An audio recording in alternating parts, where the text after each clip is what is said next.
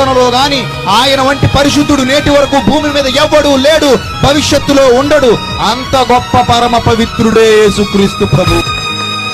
ఆకాశం క్రింద ఏ నామం ఇవ్వనిదే రక్షణానందం, మన కోసం క్రీస్తు బలియాగం, నిస్వార్థం నిత్య జీవార్థం.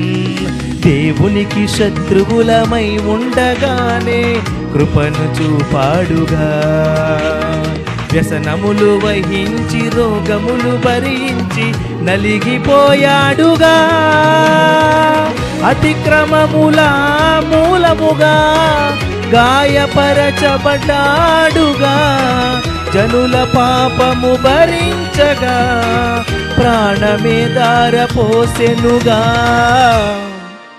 అపరాధ పరిహార బలిగా పవిత్ర